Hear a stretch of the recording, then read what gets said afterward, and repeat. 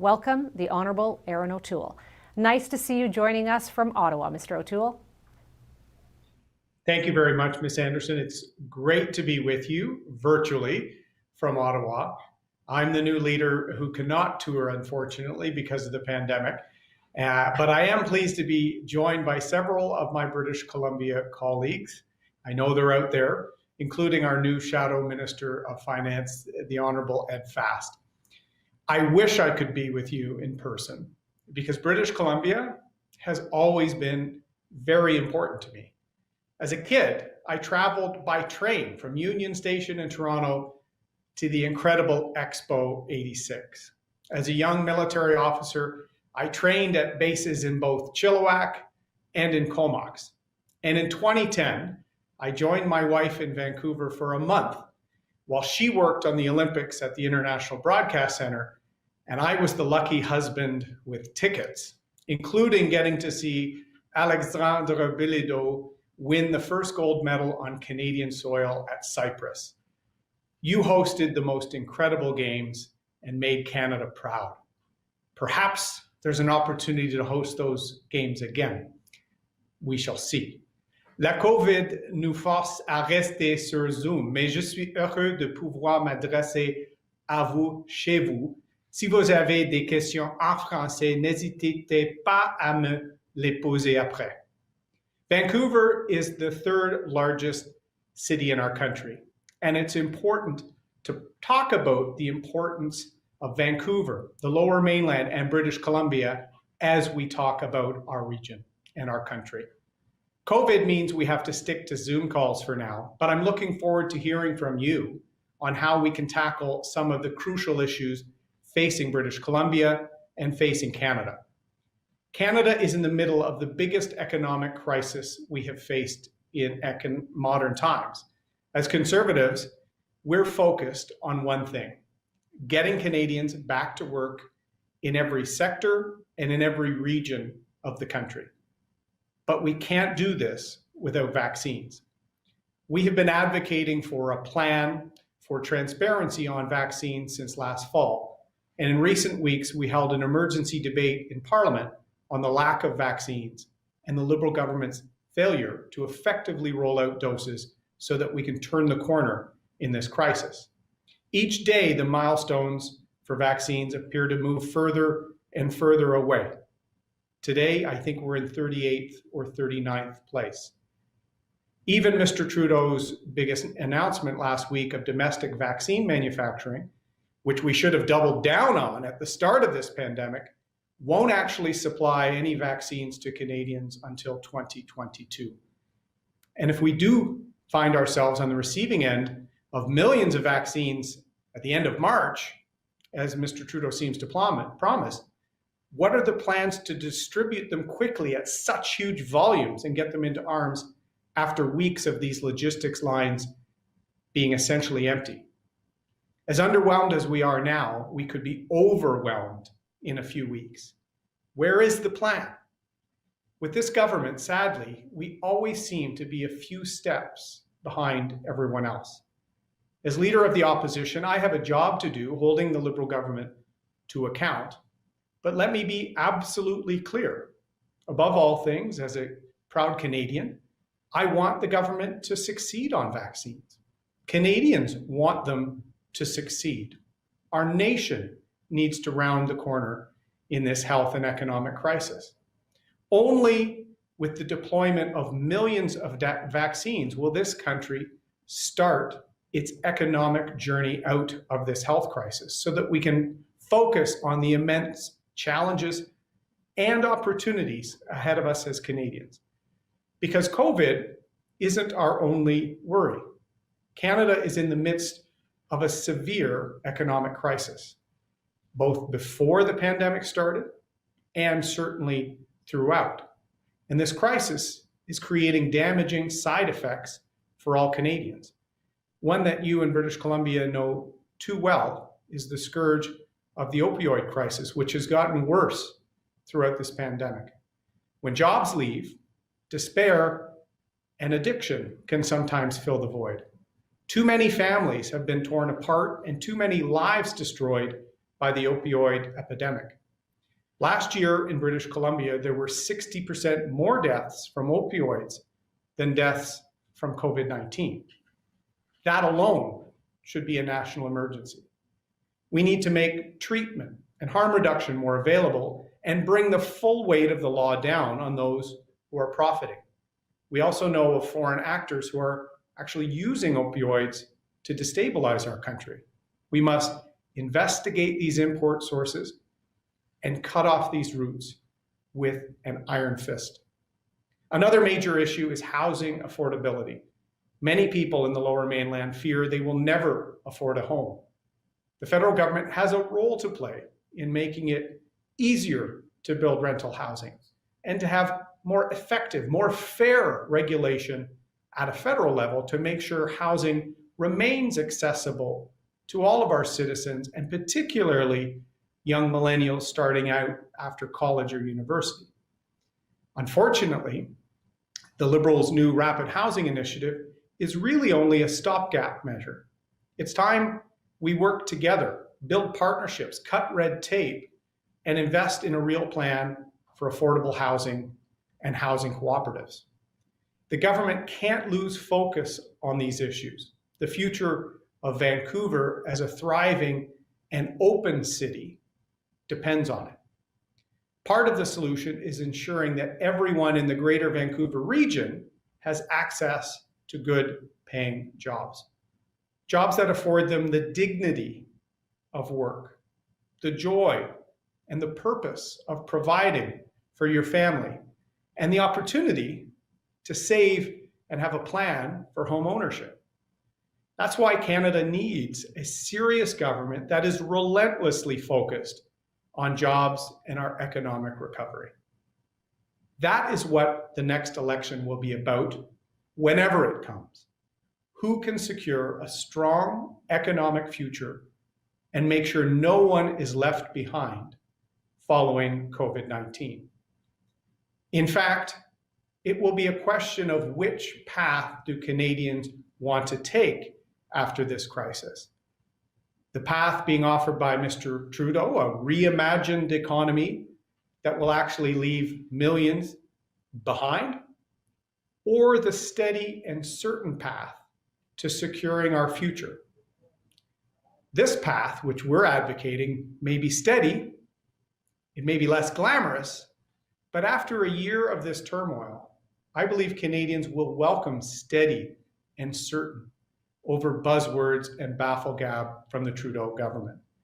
It is time to stop the Ottawa knows best approach and the cycle of special access for connected Liberal insiders and friends of the Prime Minister and his team. I believe we need to champion BC's workers, support families, and build strong communities. And that means being clear-eyed trade realists. 30 years ago, the Western world made a bet. We would allow China to have preferential access to our market while they protected their own. We also decided to look the other way a little on human rights, intellectual property theft, and diplomatic aggression in order to enhance trade with a booming economy. And we hoped that over time, the communist regime and the leaders that were getting ahead would begin to liberalize, support human rights, and play by the rules. We were wrong, and particularly in the last few years, very wrong. And now we must chart a new course. But we will also be there, as we chart this new course, to help develop and restore markets around the world and support the strategic reshoring of manufacturing critical to Canada opportunity and our prosperity. In fact, great opportunities await as the democratic world will be realigning global trade. This is especially true in the Indo-Pacific.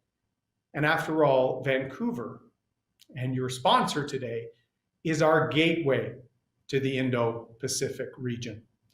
We must be forward-looking and establish new supply chains with strong and important countries like India that share our commitment to democracy and that we were growing trade at a rapid rate until the relations were strained by the Trudeau government. Canada must also be open and working hard on opportunities with longtime friends and other developed economies. For years, actually beginning in Vancouver, I've been advocating for a CANZA agreement. Canada, Australia, New Zealand, and the UK.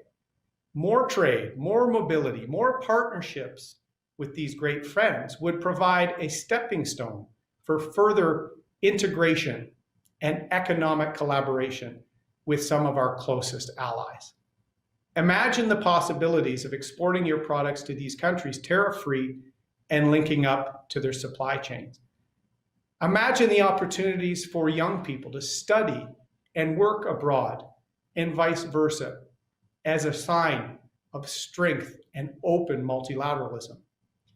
This isn't just a matter of economics. CANZUK is our best political option to help build a bloc of strategically aligned democratic countries, while also diversifying our trade routes and solidifying important intelligence and defense alliances. Canada needs to realize the next 2 decades will be defined globally by a clash between the United States and China, and we need to position ourselves accordingly. But that will require strong leadership here at home. I may be leader of the opposition, but I have another very important job, the one that motivates me every day. I'm the father of 2 great kids, and after the debt and high rates of unemployment and the division our country has seen in the last few years, it's my desire to make sure that we leave to our children and grandchildren a richer, prosperous, more equitable country for all. That is what truly drives me. I love this country, and I sincerely know that our greatest days are ahead, but to get there requires leadership. That's why every day I'm telling Canadians about the vision Conservatives have for a stronger, more prosperous, and more united Canada. As we recover from COVID-19, and we will, it's time for certainty. It's time for ethical and competent leadership. It's time that you had a government that was fighting for the interests of your family and your community. I want more and more Canadians to know, including in Vancouver and across British Columbia, that a Conservative government will always have your back. We are at a crossroads. I know which path we must take to rebuild this great country, to get everybody working in every sector, in every part of the country, to secure that strong, prosperous future. I know the path may not be the glamorous one, but it's the one we can take together to ensure that no one is left behind and to ensure that we realize the true potential of Canada. I hope you will join me on this path as we rebuild our economy and secure our future. Thank you very much. Thank you very much for those comments, and there's a lot to dig into there, and I know that the questions from the people who are joining us virtually are piling up as well, and we'll get to those in a few minutes. But I want to start with some of your comments around trade. Some interesting comments that you made here. You're looking at the jobs and economic recovery and talking about a steady but less glamorous approach, but being trade realists. And I'd like to start off first. There has been a fair amount of research and certainly a lot of commentary how the whole world is really moving to less of a globalization approach and more of a nationalism approach. And so what are your thoughts on that, and what impact could that have, particularly on our region and us being a gateway, as you mentioned? Well, I think it's not going to be protectionism, Bridget. It is more enforcement of the rules. So I think as a conservative, I'm a free trader, but I'd like to see free trade and fair trade amongst free countries that follow the rules and that adhere to our values, respecting human rights, the rule of law, transparency, equality. I think you will see that rebalancing, and that will be good for Canada as a country that whatever we produce, is of the highest ESG levels, environmental and social governance. And I've said repeatedly, we need to be ESGI leaders, environmental social governance with Indigenous participation and partnership. And I think British Columbia represents that in many ways, because you're at the forefront of reconciliation, of diversifying our trade markets, and taking advantage of the Indo-Pacific. When we were in government, myself and my colleague, the Honorable Ed Fast, we focused on the Trans-Pacific Partnership, our first free trade agreement in Asia with South Korea that I went to Seoul on behalf of the government to help finalize. The Pacific Gateway and the infrastructure we put to take advantage of that is really at the heart of Vancouver giving us an opportunity to secure a bright future with new markets around the world. I note that you say the Indo-Pacific Gateway, where many people would say the Asia-Pacific Gateway. And in November, you had some concerns that you mentioned in regards to China, specifically around the Communist Party in China, and calling it a grave threat for Canada. So what would Canada-China relations look like under a Conservative government led by you? They would be eyes wide open relations. I think, as I said in my remarks, the entire Western democratic world hoped that more engagement would not just bring people out of poverty in the vast population of China, but it would lead over time to shared prosperity and shared commitments to human rights, to the rule of law. In the last few years in particular, we've seen the reverse. They do not adhere to the rules-based international trade order, and there's a genocide happening with respect to the Uyghur minority population. That should trouble Canadians. We are free traders, but our values are not for sale. The situation in Hong Kong, where we have 300,000 Canadian citizens, is now virtually a police state. So I do think that we have to look at China as it is, not just tremendous economic opportunity, but something that we have to take a measure of, reshore some capacity so that we can depend on it at a time of crisis, and ensure that we have that ESGI approach to what we do, depend on democratic nations. I often say softwood lumber, minerals, energy from Canada, the developed world should want those resources if they believe human rights, environmental mitigation, including carbon intensity, and transparency on operations are important to them. We should be the country providing these resources, not some of the bad actors of the world. Talking now about COVID and the economic recovery that is in place, and the plan is in place, and what the Liberal government is working on now, how do you ensure that a Conservative government approach would not only deal with some of the immediate measures that are needed to ensure that businesses in our region would survive the pandemic, but also continue to thrive, and particularly thinking about our need to be more competitive, not only in this region, but right across Canada. So what measures would you put in place to help to improve upon the plan that is now, and also longer term measures? Great question. And I'm probably the first opposition leader in Canadian history that on a daily basis says that I want the government to succeed. I do want them to succeed on vaccines. As you probably know, Bridget, we supported all of the major assistance packages to Canadians through the CERB, through the wage subsidy. We would approve it so that we could move quickly and then try and improve it. You know, we got the wage subsidy increase from 10% to 75%. Took us months, but we got the rent subsidy improved because small businesses across the GVR in Surrey, many of them weren't qualifying with the early programs. So we worked for better. But we have seen an approach that has been lacking from this government, particularly with respect to highly affected sectors, the airlines, tourism. There's an acute need there. And the months and months of uncertainty has led to not just job losses. These are businesses, in many cases, operating at a 95% reduction in revenue year over year. So how do we provide assistance to make sure that we preserve that economic opportunity.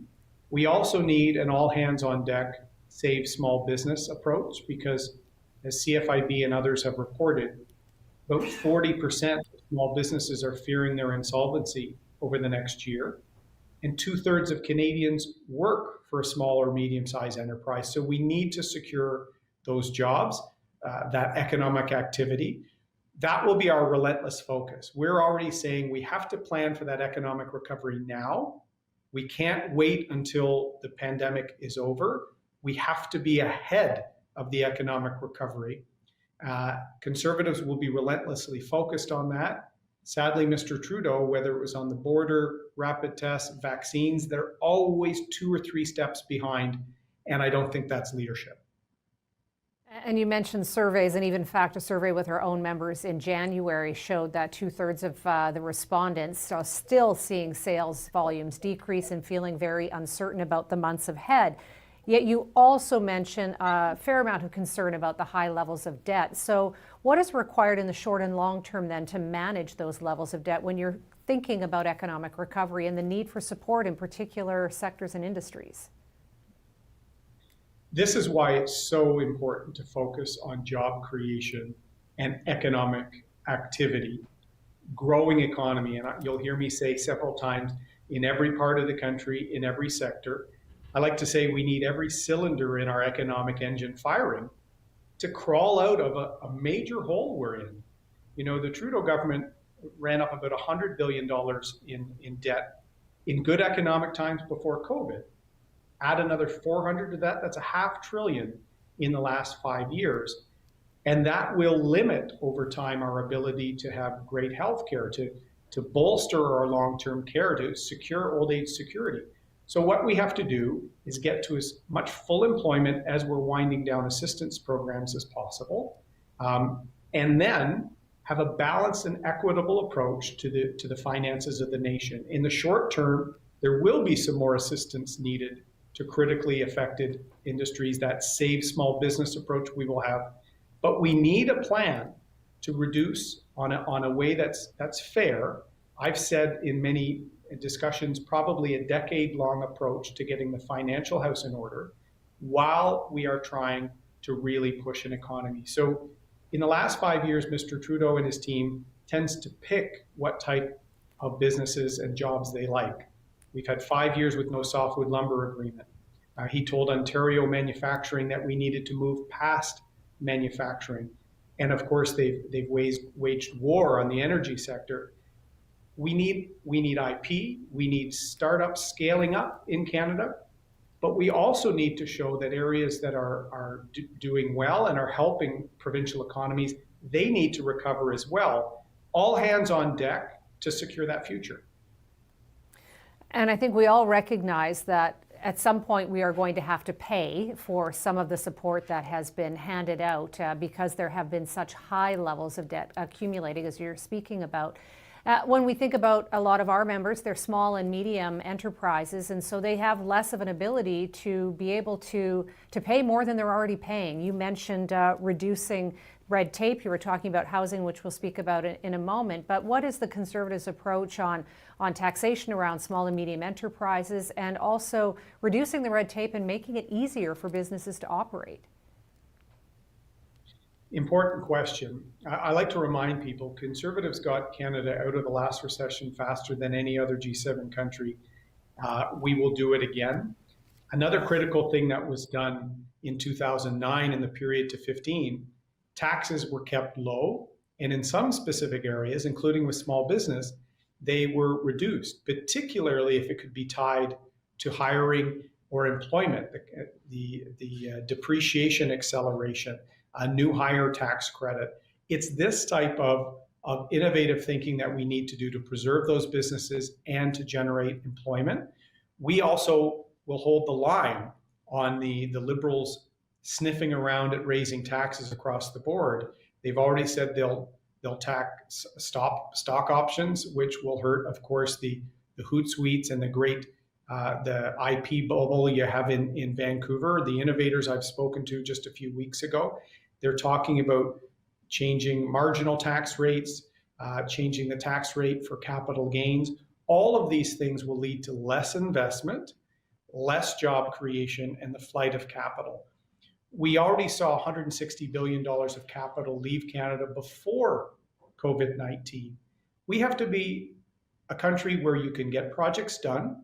They will be to that ESGI standard I talk about, but there needs to be certainty.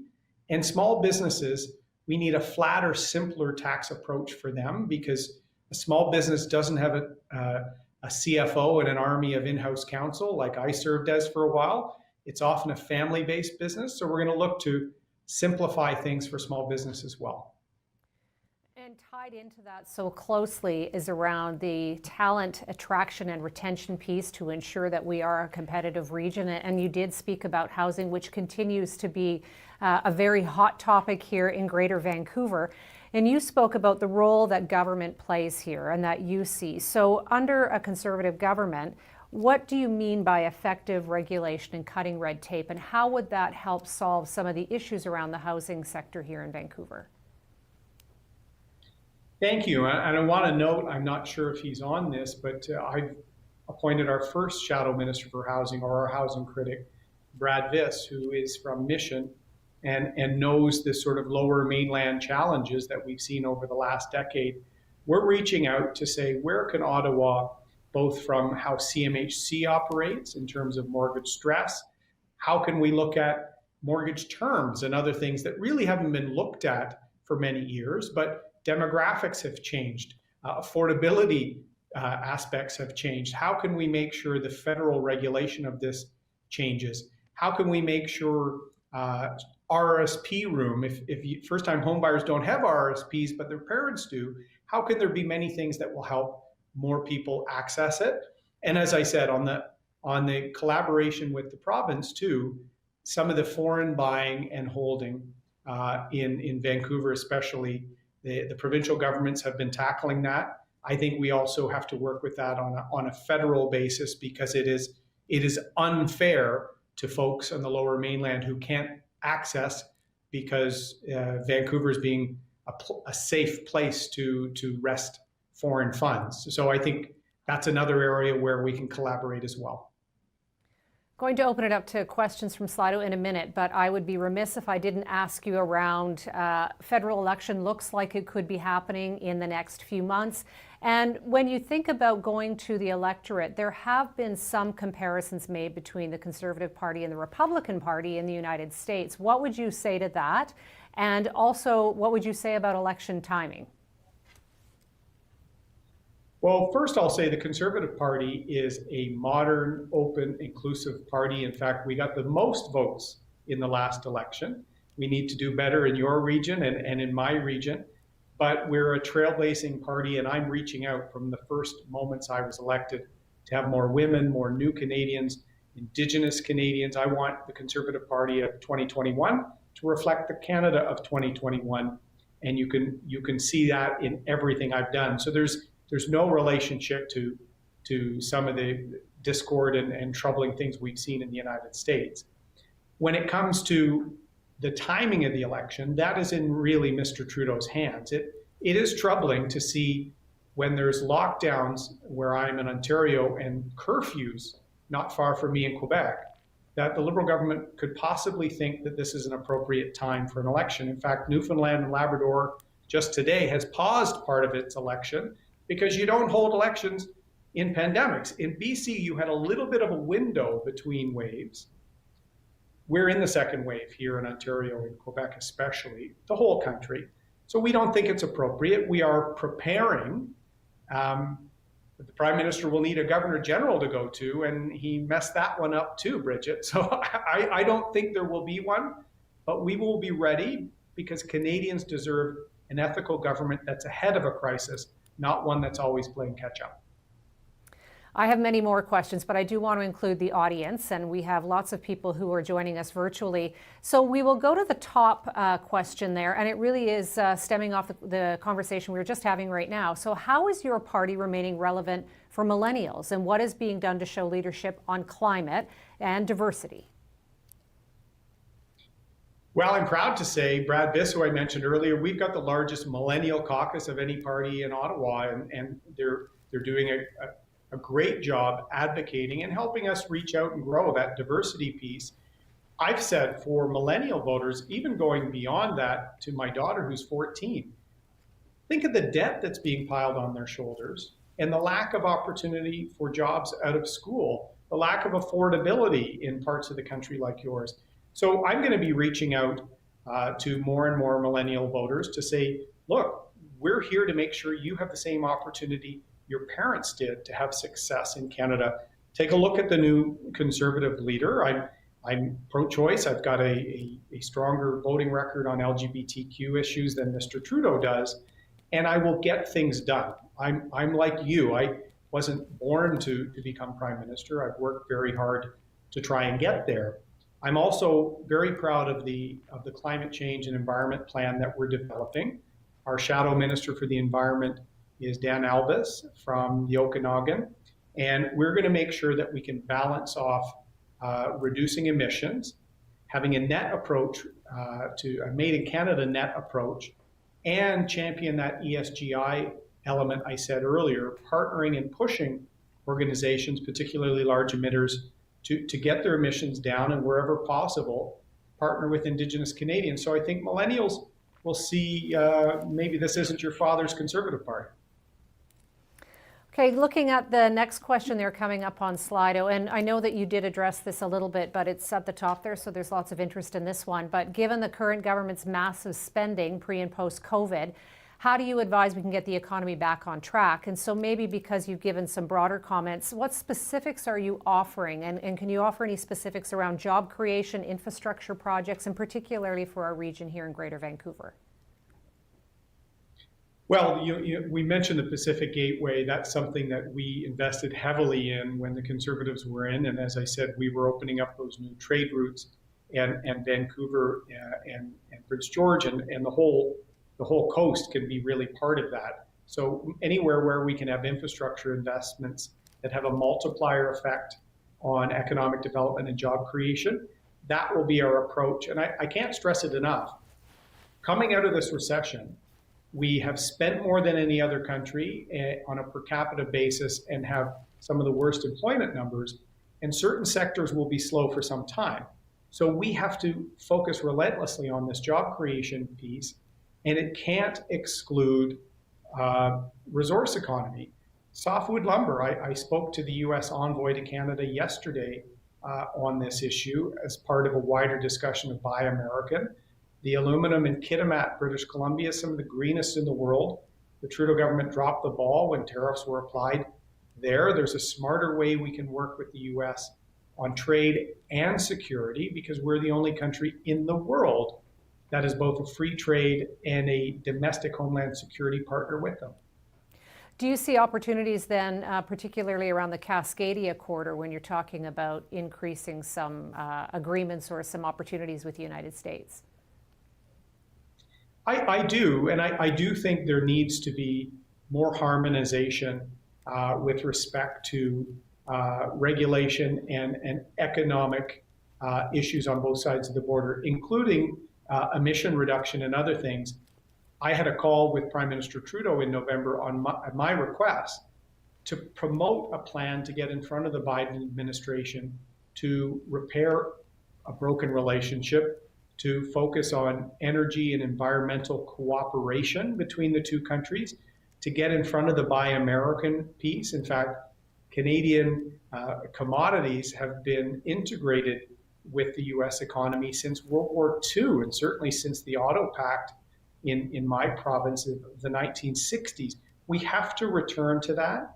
And we've seen a very image-based photo op approach of this Prime Minister and his foreign relations, whether it's state dinners in Washington, but pipeline cancellations, and we all remember his state visit to India. So we have to assert our national interests and find common cause with our partners. And the provincial and state levels can also be an important part of that. I'm glad that you mentioned the Biden administration. I think several people have a lot of hope when seeing the new administration come in, and then looking at to see what some of those details of the Biden administration are. And you mentioned Buy America. So, what are the implications of a Biden administration, and how would you work with that administration if you were to form government? I will make sure that our national interest is expressed in a way that aligns with theirs, and to show them that we are their closest and most integrated partner when it comes to both trade and security. Take it as an example, Huawei. Since President Biden was vice president, the Obama administration was asking Mr. Trudeau not to integrate Huawei into Canada's 5G network. They've already, in their first 2 weeks of an administration, once again said that their allies should not be using state-owned Chinese technology in critical infrastructure. Bridget, we're the only Five Eyes intelligence partner out of the US's closest partners that have not made that decision yet. We should also align with concerns, going back again to the Obama administration, on transshipment of steel and aluminum. We really missed out. And I will tell you from my own trips to Washington when I was Foreign Affairs Shadow Minister, Democrats and Republicans alike see the Trudeau government as being out of step with respect to China. They see them as being not serious when it comes to commitments like NATO and Arctic sovereignty and NORAD. So we have to rebuild that special relationship, and that gets overused sometimes because the British say they have one too. A Canadian officer was on duty on 9/11 in the United States to shut down the airspace. We are the only country that has that history of that integrated trade and security relationship, and we have to rebuild that after it's fallen apart in the last 5 years. Going back to the topic of China, there's a question at the bottom of the screen on Slido about the two Michaels. And so what can you do, what can your party do to bring home the two Michaels from the prisons in China? Yeah, I think all Canadians, regardless of political stripe, feel for the Kovrig and Spavor families. I feel terrible to think of what these gentlemen are going through as diplomatic pawns in a pressure game. We know Miss Meng is on bail and enjoying the transparency and liberty that's inherent in our justice system and our respect for human rights, and they're being used as pawns. Right from the beginning, I said that this needed to be treated as a diplomatic hostage taking, and Mr. Trudeau suggested 2 years ago it was just a consular affair. It was never that. We need to apply Magnitsky sanctions against a few specific officials within the Chinese state, and then ask our allies to do the same. We have a small economy, Bridget, in comparison with China, but we are a towering giant when it comes to our commitment to human rights and the rule of law, and we should show that to the Chinese leadership. In fact, the fawning of Mr. Trudeau from the beginning of his time as Prime Minister has led to the worst relationship in a bilateral level in history. So fawning doesn't work. A point of principle and a point of strong, resolute leadership, I think, alongside our allies, will have a better chance of having the two Michaels released and to have a more serious approach with respect to China. I also thanked the U.S. envoy yesterday in our conversation for Vice President Harris's public commentary with respect to the two Michaels. Thank you for that. Want to go back to economic recovery, and there's a question on Slido that is really targeted about the tourist industry, and we recognize just how challenging it has been. And this particular question is around air passenger traffic is down 81% due to COVID. So how can the Conservative Party help obtain sector support?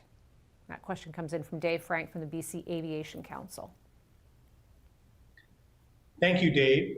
Since my first month as leader, I've been reaching out to employers and chambers and highly impacted sectors from COVID to say, how can we secure a future? I raised with the big airlines my concerns about some refunds for Canadians that were caught up in the crisis, as well as securing regional routes. They have been there with those commitments since the fall. We've also spoken to Air North and some of the regional important connections to rural parts of the country, including our Arctic and our North. They need the certainty of assistance. And they're not asking for a bailout. They're asking for a coordinated series of loans or assistance through this operating uncertainty. As you said, the passenger statistics, I worked in the private sector. If you're 90% down in revenues over a year, it's incredible you're not already declaring bankruptcy or seeking CCAA protection. So we need that economic activity to be there when the economy rounds the corner with vaccines. I'll also say this: I will not be a passive prime minister. In my private sector career as a young lawyer, I worked on the restructuring of Air Canada, and I've seen that if you preserve economic activity, pensions, jobs, supply chain networks, they can flourish when the economy and the economic conditions improve. So, as I said, my focus will be relentless on preserving our economy, creating jobs, and securing that future. And the vaccine rollout is an integral part of the recovery for the tourism sector, so people can start traveling again, both for business and for pleasure. And we would welcome you to our city anytime, Mr. O'Toole. Just on that vaccine rollout, if there was an election held in the next couple of months and your party formed government, what would you do differently to ensure that Canadians are getting vaccinated as quickly as possible? Great question. We need the vaccines to turn the corner. I say that often. This is why last fall I asked for a clear plan and disclosure of the contracts. We also wanted the Prime Minister to tell Canadians, when will my grandmother in long-term care be vaccinated? When would I, as a small business owner that needs to ensure that I'm able to open my business, when will I be vaccinated? There's been secrecy surrounding contracts, surrounding timelines. So now that we're on the 38th rung of the vaccine rollout internationally, people are saying, why is there no plan? I wish I'd had the opportunity to be in a leadership position over the last few years, because this is where a take charge approach is needed. We talked about domestic capacity last spring. They should have learned the lessons from the PPE hoarding crisis last spring. Did they think it was going to be different with vaccines? So depending on when we might have the opportunity to seek the trust of Canadians, yesterday I raised vaccine opportunities with the U.S. Charge d'Affaires in Canada, because they are making Pfizer vaccines in Kalamazoo, Michigan, but of course we get ours from Belgium, and there's threats of export controls. How can we accelerate some of the Providence, Medicago, some of the developments here in Canada? And can we push to license or get faster deliveries from other countries? So the Prime Minister called Mr. Modi yesterday from India. That was because last week our Shadow Minister, Michelle Rempel-Garner, pushed the Liberals to say, India is a large producer of vaccines. Have you made the call to them? Once again, it wasn't made until we pushed. So I want them to succeed here, and if there's anything we can do to help, we will. Circling back to an earlier question, which really was about your party's approach to embrace millennials and diversity, but climate change was mentioned there, and I do want to make sure that we cover that topic before I let you go. Under a Conservative government, how would you change course, or would you change course from some of the initiatives that this government has undertaken?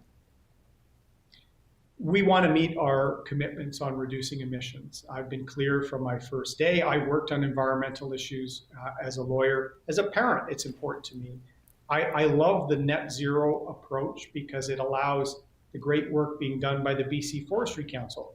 You know, they plant 3 trees for every 1 they harvest for fiber. The carbon sequestration and storage that we do both naturally and through technology has to be part of the discussion. We have to partner with some of the businesses that are working on a net zero approach for their own operations, getting those emissions down while preserving economic activity. I do not like the federal carbon tax. It makes us less competitive, and it actually takes away the provincial choice with respect to pricing carbon, which BC led on. Quebec has a different approach. Alberta, Ontario, others tax large emitters, but not small businesses and not households. I support that approach more. So you're going to see a very detailed plan, Bridget, that will, I think, make our commitments probably faster than Mr. Trudeau without a running out of control federal carbon tax that he's already promising. And many of us are looking forward to details of that plan. And before I let you go, I do want to finish our conversation on more of a personal note. You took over leadership of the party, and the pandemic then was upon us all. So when you look over the last year or so, what has been some of the biggest learnings for you personally trying to navigate through this pandemic and take leadership of the party? Well, thanks for the question. I watched the Super Bowl with my 14-year-old daughter, Molly, and I said, Molly, I watched the Super Bowl last year in Port Coquitlam in a pub with some friends when I was running for leader. My goodness, I would love those days to come back. I think we all would. 6 months later, I win the leadership in August, and I give a speech at 1:30 in the morning to a largely empty room. But that doesn't matter because my family was there, and they are what motivate me. So I wish I could be there with you. On previous trips, I've taken Harbour Air from the island to Vancouver, which I think should be on any Canadian's bucket list. As I said, I have a personal love for British Columbia that comes from my own experience. And you are a critical part of our economic success today, but an even more critical part of our economic future and securing that. So we're ready if there's going to be a battle, an election battle in the next few months, but I'm really just focused on that well-being piece for all Canadians. I'm a kid from a suburban middle-class family that first went to BC personally and in my military service. I've served the country since I left high school, and I think I have the leadership needed to secure that future after the crisis we've had. Well, when this pandemic is over, we do hope to have you here in our city in person to speak to our members. Thank you so much for your time today. I really do appreciate it. Thank you very much. I enjoyed it, and I look forward to the in-person visit. Great. Thanks very much. And at this time, I would like to invite our supporting sponsor, the Port of Vancouver, to provide some thank you remarks. Thank you, Bridget. Mr. O'Toole, on behalf of the Greater Vancouver Board of Trade and the Vancouver-Fraser Port Authority, we thank you for taking the time to be with us today and sharing your vision for a stronger and more resilient nation. The Port of Vancouver, as you know, is Canada's largest port, and port-related activities and jobs support families across the country. In 2019, we were pleased to host you on a harbor tour, during which you saw a handful of the 29 major marine terminals that operate within the port's jurisdiction, handling the most diversified range of cargo of any port in North America. In your remarks, you mentioned ESGI several times, which is something that really resonates with what we were trying to do here. Our vision is to be the world's most sustainable port, built on the pillars of economic prosperity through trade, a healthy environment, and thriving communities. As part of our community pillar, we're working with Indigenous communities to find new ways to grow trade that also involve them in the stewardship and economic potential of this global gateway.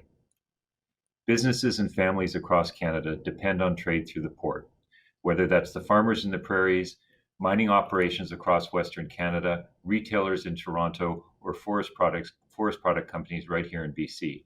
So much of our economy is linked to the port activity. We've witnessed steady growth in trade through the port in the past decade, and that trend is continuing, which is good for Canada. We've also seen the benefit of the port's resilience in tough economic times. We saw it in 2008 and 2009 during the Great Recession, after which trade bounced back strongly.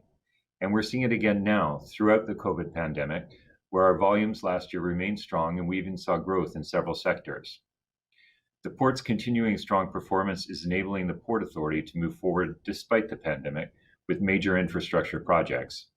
These projects are directly supporting our regional economic recovery by supporting jobs and helping sustain local companies with whom we contract, while also injecting investment dollars into our region at this challenging time. I'm grateful for the strong partnerships between the Port Authority and government and industry, and I look forward to continuing to work together to keep both Canada and BC strong and competitive.